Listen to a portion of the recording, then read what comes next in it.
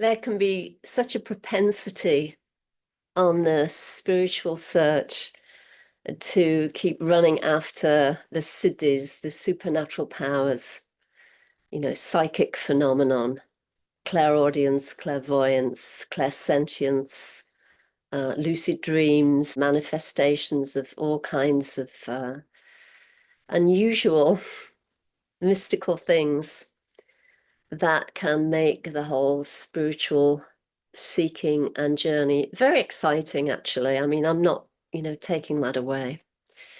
But it can also become a bit of a trap, or it can feel like if you're not having those phenomenon happening to you, there's something wrong. You're not kind of moving as quickly as you could, if you put more effort in. So I wanted to come on here today because something beautiful happened, actually. I received an email from a young man in Australia, and he's given me permission to share.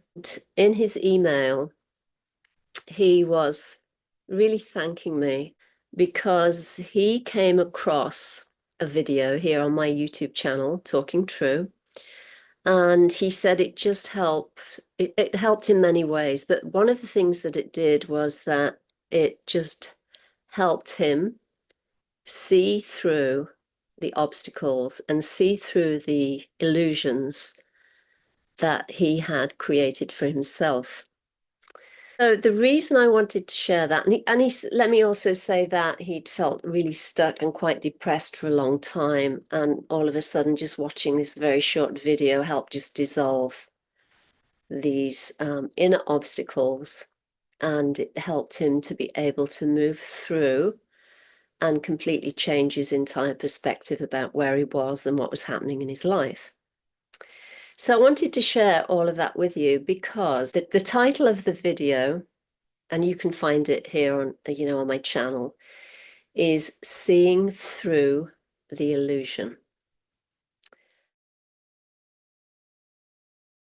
I think I posted it around 8 months ago. But at the time, I had put in a 12-hour day at work. I was really quite exhausted. And I had just been getting over bronchitis.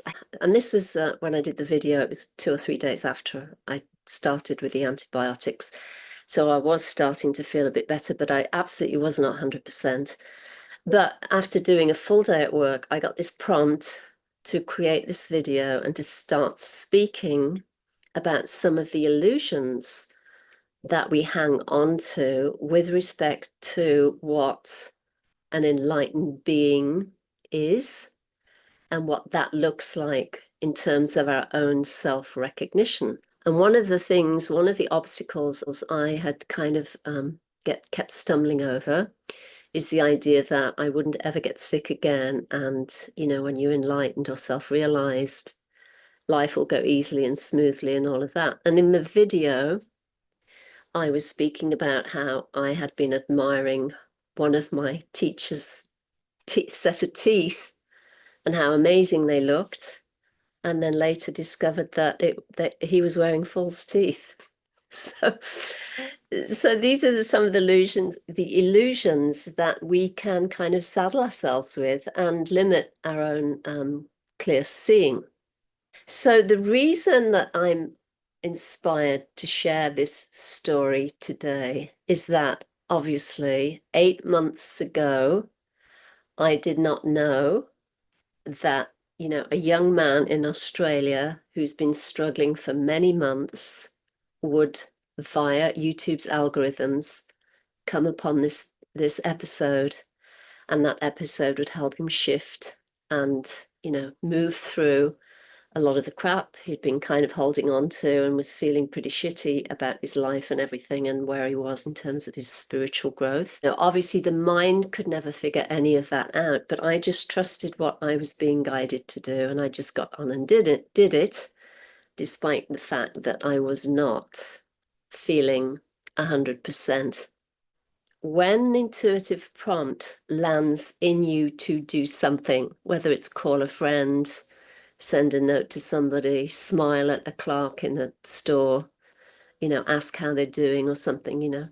Just do it, because you just do not know how big an impact these prompts, both small and big, will have on someone's life. And as with my case, it might be somebody across the other side of the world. You just don't know.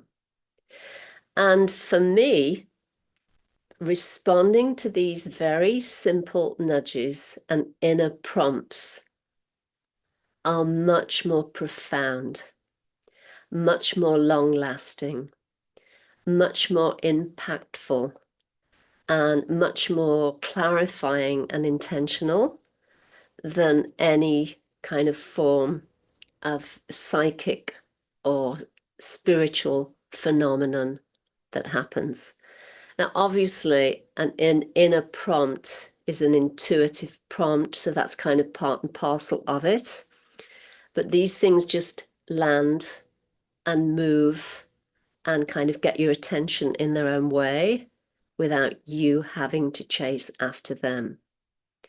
And as I've said many times before, they start very small.